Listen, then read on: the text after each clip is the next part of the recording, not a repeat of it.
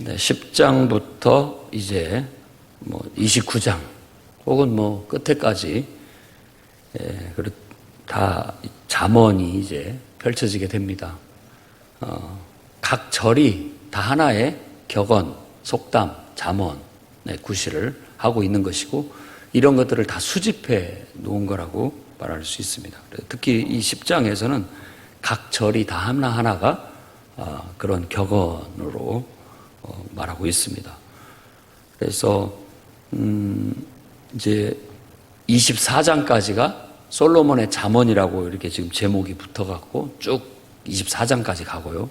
그다음에 25장부터도 또 이것도 솔로몬의 잠언이다라고 하지만 이제 히스기야 왕 때 수집한 것이다라고 그렇게 소개를 하고 있어서 또 그렇게 해서 29장까지 가고 이제 30장은 아굴의 잠언이다라고 소개하고 있고 31장 마지막 장은 르무엘 왕의 어머니의 잠언, 어머니의 그 현숙한 여인에 대한 이야기는 르무엘 왕 어머니의 잠언이다라고 해서 그렇게 끝을 내게 됩니다.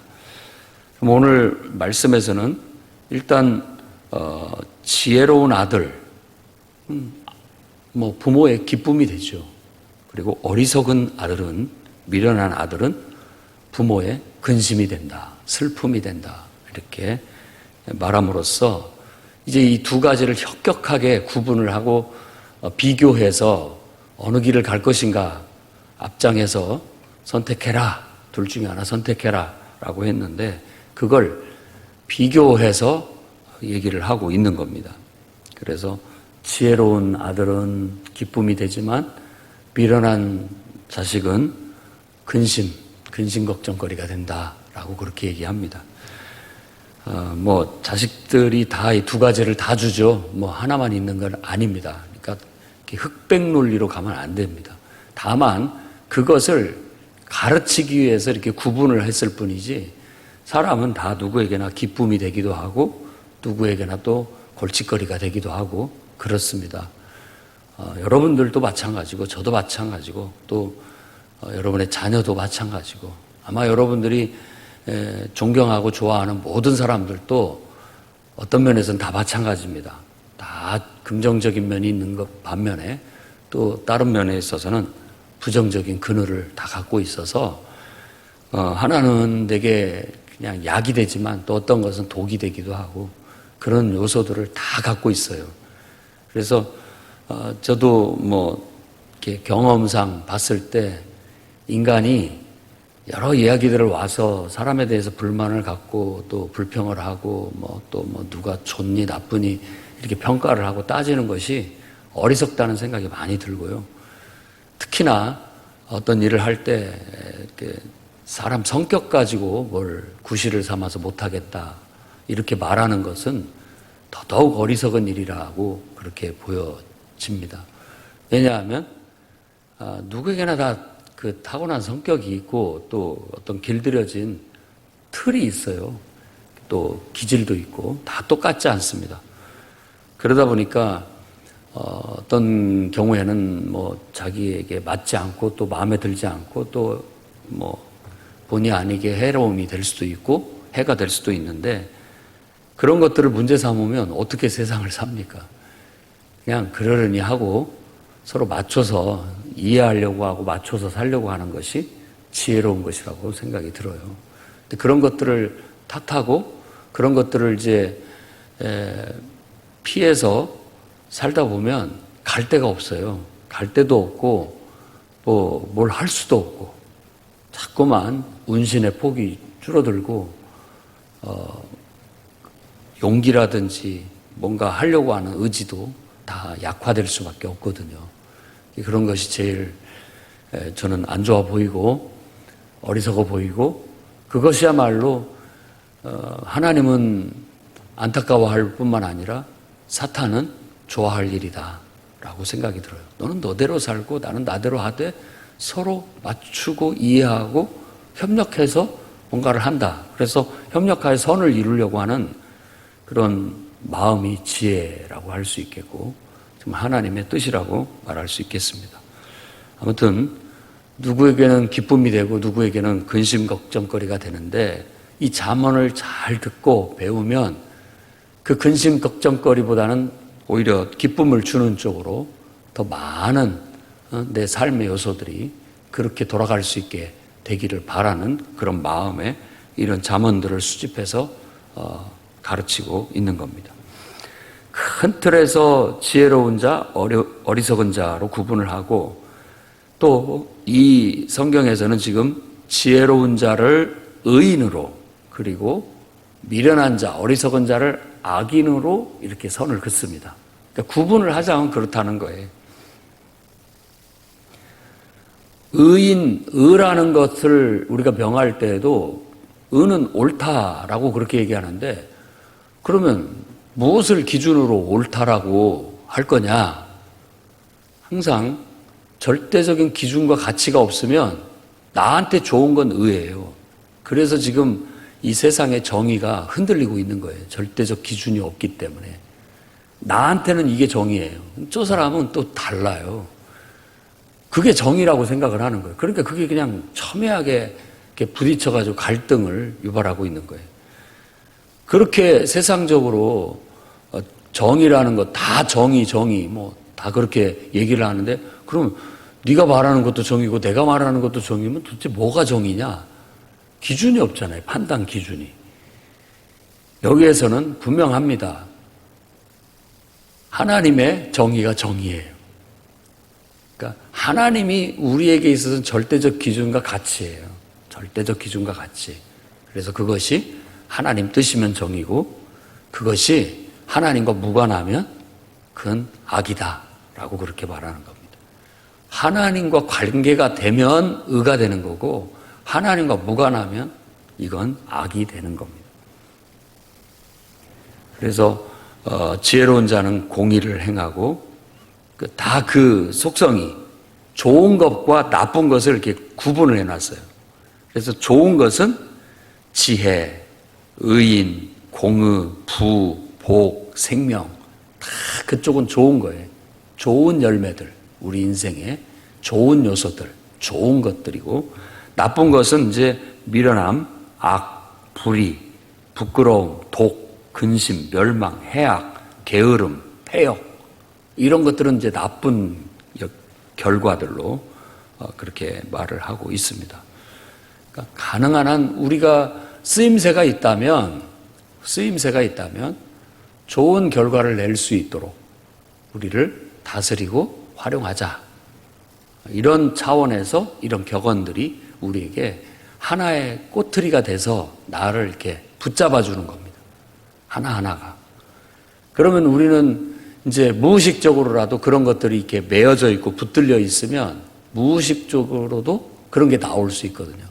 근데 그런 것에 매어놓지 않고 그냥 내방쳐 놓게 되면 결국은 무의식 속에서 나오는 것들이 이런 불의, 부끄러운 일, 독, 근심, 멸망, 행악, 게으름, 패역, 이런 것들이 막 나오는 거예요.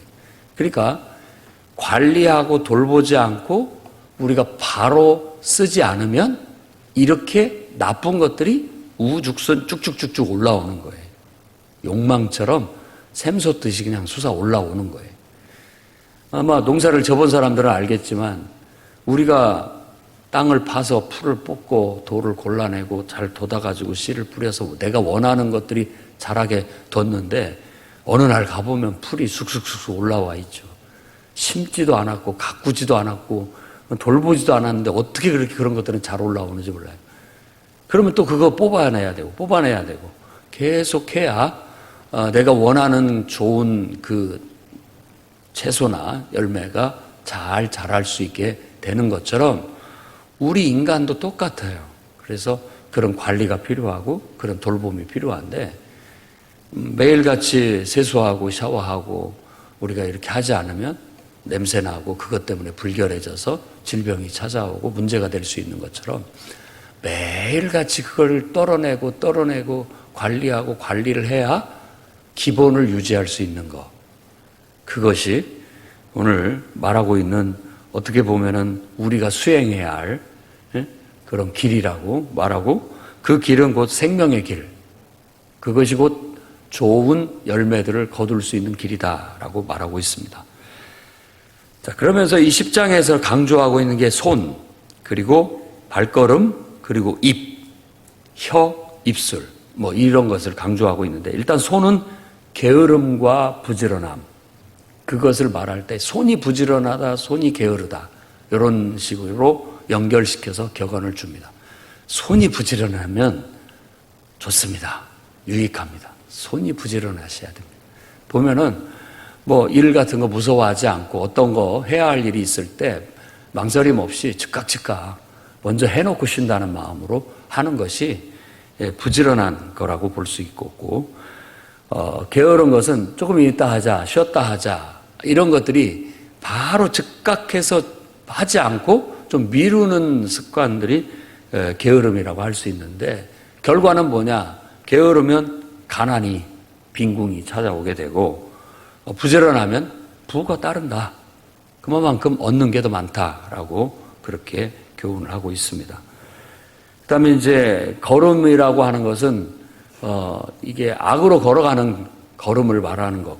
그러니까 악으로 가든지 아니면 선으로 가든지 둘 중에 하나, 우리 발걸음이, 이 발이 선택을 잘해야 되고 방향을 잘 잡고 제대로 걸어가야 됩니다.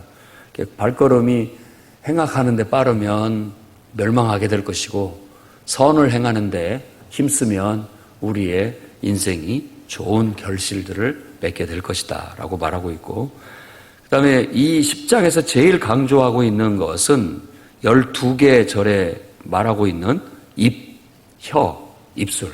이건 뭘 말하느냐? 언어, 말을 말하는 거예요. 말도 많고 탈도 많고, 이 말에 대한 격언이 잠언서에도 많이 나타나 있습니다. 6절, 8절, 11절에서 14절, 그리고 18절에서 21절, 31절에서 32절, 다 입술, 혀, 혹은 입, 이것의 단어를 나열해 가면서 말에 대한 격언을 주고 있습니다. 일단 말의 위험성을 경고합니다. 말은 위험하다. 위험성을 갖고 있다. 뭐 어떤 독을 품고 있다. 이렇게 얘기를 합니다. 그럼 어떤 말이 위험스럽고 독이 되느냐? 사실 말이라는 게 이게 공격적이죠. 공격적인 그런 특징을 갖고 있어서 위험성을 갖고 있습니다. 그래서 성경에서는 이 말을 불화살, 이런 식의 비유로 씁니다. 화살도 화살이지만 불화살, 더 무시무시한 화살이라고 그렇게 얘기해요. 약간 공격성을 갖고 있습니다. 그게 다 나쁘다라는 뜻은 아니에요. 다만 그런 위험성을 갖고 있으니까 잘 다뤄라, 그런 얘기를 하고 있는 겁니다. 잘 다루지 않으면 그것 때문에 너도 공격당하게 될 것이고 다 죽게 될 것이다. 뭐 이런 무시무시한 얘기를 하고 있는 거예요. 그리고 쓸데없는 말을 많이 함, 그러니까 수다스러움이죠. 수다스러움. 말을 너무 많이 하다 보면은 그 말로 인해서 문제가 될 소지들이 많이 있다라는 거예요. 말썽, 다툼거리, 그걸로 인해서. 그리고 서로 간에 아까 이 공격성이라고 얘기했는데 상처를 주고 또 화를 나게 만드는 여러 가지 요소들을 갖고 있기 때문에, 참 이게 제가 봤을 때도 여러분과 저도 부모고 또 이제 어느 정도 인생을 살아본 사람들로서 사람들이 어떻게 살면 좋을까? 참 이 말이라는 게 말도 많고 탈도 많은데 이 말을 어떻게 좀 잘해볼 수 없을까 하는 것들이 예로부터 현자들의, 이 가르치는 스승들의 고민거리였어요. 지금도 마찬가지고요. 지금도 마찬가지입니다. 말을 잘해야 될 텐데, 이 입을 잘 놀려야 될 텐데, 혀를 잘 사용해야 될 텐데, 어떻게 하면 그걸 잘 사용할 수 있을까? 뭐가 해가 될까? 일단은 잠언서에서는 해가 되는 건 금해라, 주의해라 라고 그렇게 얘기를 하는 겁니다. 그래서 수다스러움, 말을 너무 쓸데없는 말을 많이 해서 함부로 남의 비밀을 누설하거나 또 말을 지어내서 하거나 혹은 이제 왜곡시켜서 말을 하게 되는 경우들이 많다라는 겁니다.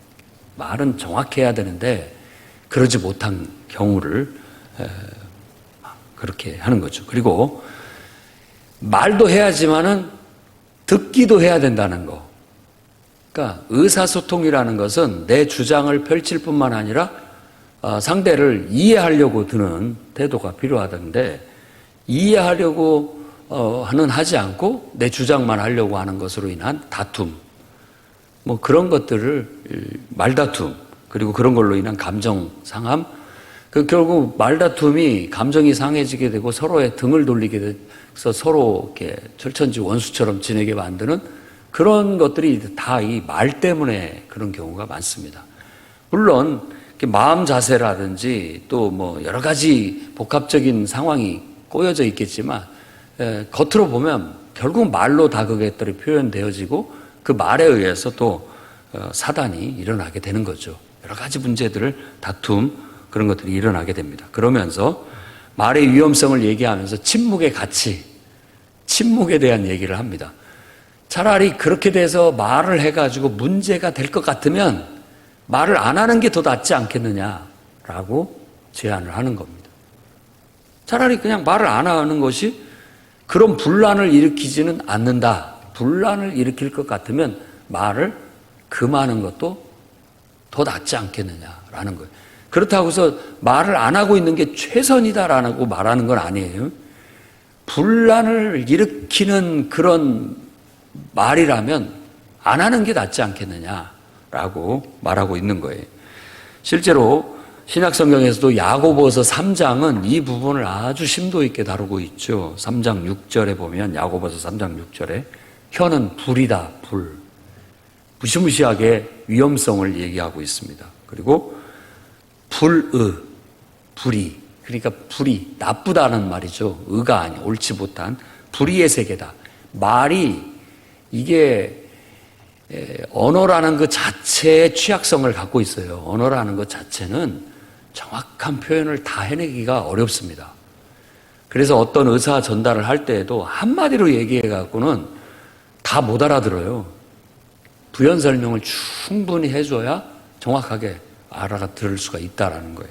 그러니까 여러분들이 내가 말했잖아, 왜 못 알아들어? 라고 했다면은 실제로 그 사람이 곡해를 했거나 못 알아들었을 수도 있을 뿐만 아니라 내가 충분한 정보를 다 주지 못했을 수도 있다라는 거예요. 내 책임이기도 한 거예요.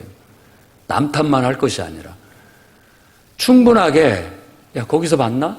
그리고 갔어. 근데 못 만났어. 어떻게 된 거야? 라고 나중에 봤더니 거기가 나는 거긴 줄 알았는데 너는 어디로 갔냐? 라고 말하는 거죠. 내가 충분한 정보를 주지 않았고 그 사람도 충분히 확인하지 않아서 서로 곡해했고 결국은 그런 문제가 생기는 거죠. 그러니까 이 혀는 불의의 세계입니다. 정확하지가 않아요. 그러니까 말을 다 믿어서는 안 됩니다. 왜냐하면 불의의 세계이니까. 그리고 그것이 결국은 온몸을 더럽힐 뿐만 아니라 생에 바퀴를 다 불살른다. 그 불은 지옥에서 나오는 불이다. 라고 그렇게 얘기합니다. 말로 인해서 벌어지는 다툼과 분란을 말하는 겁니다.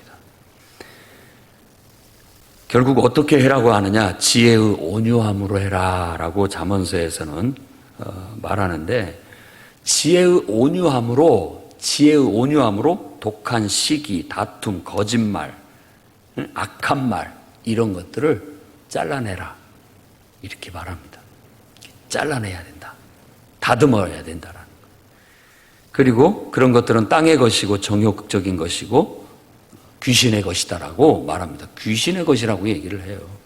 그러니까 뭔가에 우리가 영들 분별하면서도 배웠지만 뭔가에 나도 모르게 씌여 있어요. 그래서 뭐 욕심에 씌여 있든지 내 어떤 의도에 확 사로잡혀 있든지 그런 것에 의해서 이런 독한 시기, 다툼, 거짓말, 또 악한 말 이런 것들이 나올 수 있는 소지가 저를 비롯해서 모든 사람들은 다 갖고 있어요. 그렇기 때문에 말은 자꾸만 더 정보를 요구해서 더 구체적으로 더 자세히 말해 주십시오 라고 하고 충분히 들어보고 일단은 마음을 감정을 차분하게 해서 충분히 들어봐야 됩니다. 근데 어리석은 사람들은 되게 충분히 말하지를 잘 못할 뿐만 아니라 또 충분히 들으려고 하지 않고 감정만 앞세우게 되어서 다툼과 분란만 일어나는 경우들이 많습니다. 정반대로 위로부터 난 그 지혜는 성결하고 평화, 화평하고 관용하고 양순하고 긍휼한 것으로서 선한 열매를 편견과 거짓 없이 맺는 것이다 라고 야고보서에는 권면을 하고 있는데 이 말씀과 아주 잘 매치가 됩니다. 그래서 오늘 또 우리가 이 말씀을 묵상하면서 말의 위험성, 나도 내가 아무리 좋은 말을 해도 이 말 속에는 항상 독소가 있다. 그래서 가능한 한 시기심, 또 다툼, 거짓말, 어떤 왜곡됨 이런 것들을 우리 스스로가 많이 의식하고 기도하면서 이걸 걸러내고 다듬어내야만 말을 잘하는 사람이 될 수 있다라고 볼 수 있겠고, 또 아주 다툼이 일어나고 큰 분란이 일어날 것 같으면 일단은 말을 절제하는 게 맞습니다. 그리고 더 깊이 생각해보고 더 좋은 그런 표현과 더 좋은 방안으로 의사전달을 하는 것이 효과적이라고 볼 수 있겠습니다.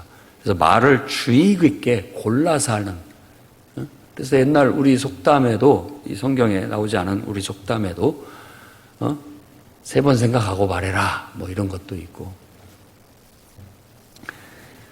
여러 가지 말의 위험성에 대해서 신중하게 말을 골라서, 단어도 고르고 표현법도 골라서 정확한 의사전달, 효과적인 의사전달을 하려고 힘쓰고, 또 거칠고 또 비효과적으로 말하는 사람의 말 속에서도 너무 감정적으로만 대립하려고 말하지 말고, 왜냐하면 제가 봤을 때 분란과 다툼이 일어나는 대화에서 봤을 때 다 감정적으로 대하기 때문에 그렇습니다.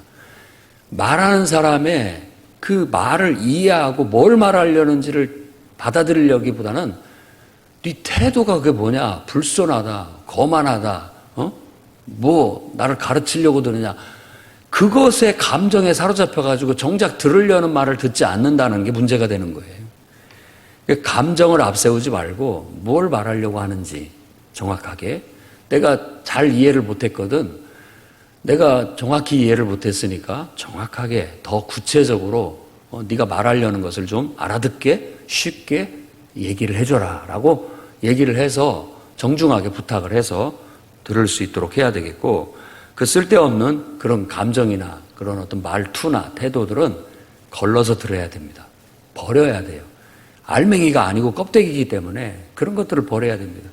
그런 거 갖고 따지기 시작하면은, 이 말꼬리 잡기 시작하면은 한도 끝도 없습니다. 그것은 지옥불입니다. 지옥불이에요.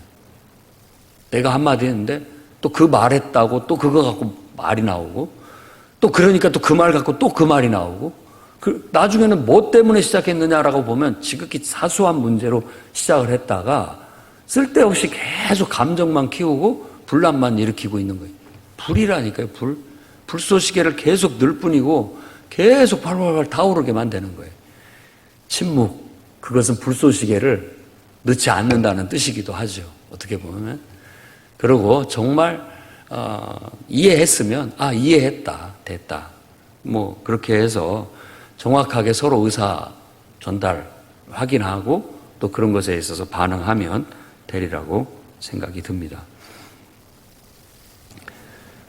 그래서 정말 침묵의 소중함도, 때로는 이 재갈 먹인다는 건, 침묵이라는 건 말을 하지 않는다는 게 아니라 말을 제어한다. 야고보서 말씀 같은 경우는 입에 재갈을 먹여라, 제어를 한다는 뜻이거든요. 그건 통제한다는 거예요. 할 말 안 한 말을 가리는 거고, 너무 생각 없이 말하는 것을 줄이는 것이고, 감정을 앞세워 말하는 걸 좀 차분히 가라앉혀서 정확하고 효과적인 의사전달을 하려는 게 필요하다는 것을 가르치고 있는 것이죠. 자, 19절 말씀에는 여호와께서 주시는 복은 사람을 부하게 하고 근심을 겸하여 주지 않으신다. 그래서 정말 하나님을 다 연관시켜서 하나님에 의해서 여러분들이 여러분의 손을, 그리고 여러분의 발을, 여러분의 입을, 혀를 정말 효과적으로, 능률적으로 잘 활용하게 된다면 여러분 다 부하게 되고, 부작용 없이, 근심이 겸하여 없다라는 건 부작용이 없는 가장 좋은 그런 결과를 도출해낼 수 있다라고 말하니, 이 말씀대로 오늘 또 실천하는 저와 여러분이 되기를 주의 이름으로 축원합니다.